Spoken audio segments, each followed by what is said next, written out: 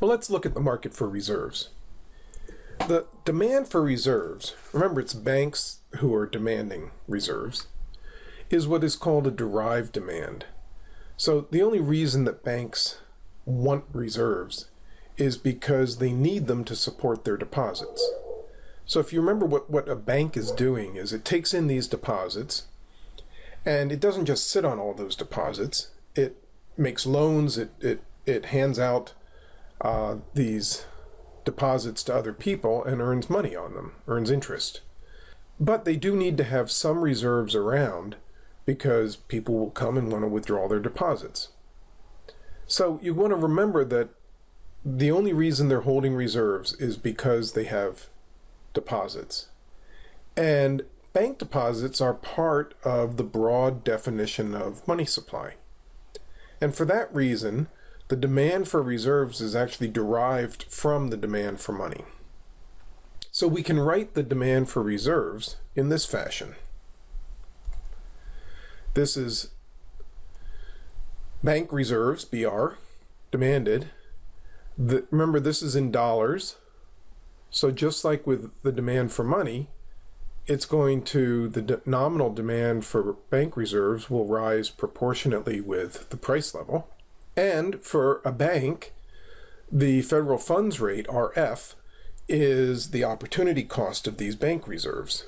And the reason for that is that if they're holding bank reserves, then they're not lending these reserves to other banks. If they were lending them to other banks, they would be able to earn the federal funds rate on those loans. And then it's also, the demand is also going to be positively related to income. So if we go to the market for bank reserves, the price that's getting determined is the federal funds rate. The quantity is the level of bank reserves. This is the derived demand for bank reserves, and you can see that it's downward sloping because the federal funds rate is on, the opportunity cost is on this axis. And this supply of reserves is controlled by the Fed. Now let's look at an open market purchase. And an open market sale is perfectly symmetric. So what the Fed does when it buys Treasury securities is it buys these securities from a dealer, but for our purposes, we can just as well think of the Fed as buying these securities from a bank. So the Fed buys 100 million in Treasury securities, so the Fed's assets go up by 100 million. This is the security holdings that at the banks go down by 100 million. And how does the Fed pay for these? Well, it pays for them by creating new bank reserves. And that shows up as the Fed basically telling this bank, okay, you now have 100 million more on deposit with us. The Fed's assets and liabilities both grow by 100 million, but there's no net change in the asset position of banks. One thing to keep in mind is that this 100 million in Treasury securities had been in the hands of the public. The banks are part of the public. Now it's in the hands of the Fed. And this has implications. You should be thinking that this is going to be one dimension or one avenue through which there will be interactions between monetary and fiscal policy. Okay, so now what does this open market purchase do? It created new reserves, so therefore the supply of reserves is going to shift out. At the original equilibrium price of reserves, there's now an excess supply of reserves.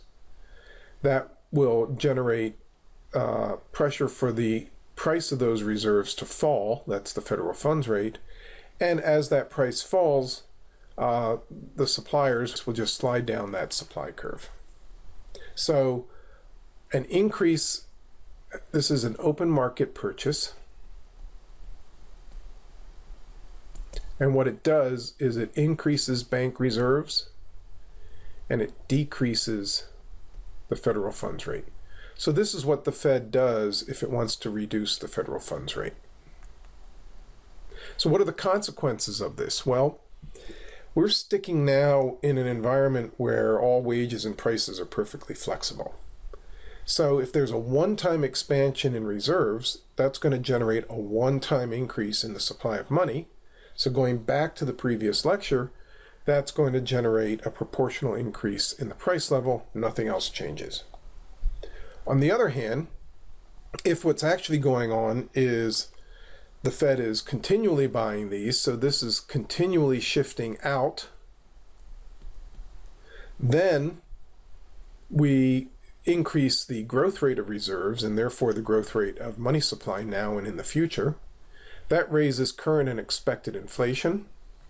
So if expected inflation goes up, then we know that through the Fisher equation that the nominal interest rate will go up, and that's going to generate a downward shift in the demand for money today, which will raise the price level today.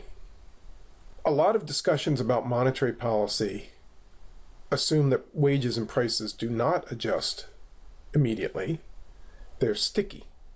And in those cases, the price effects are going to show up in the short run in real variables like GDP and consumption and so forth.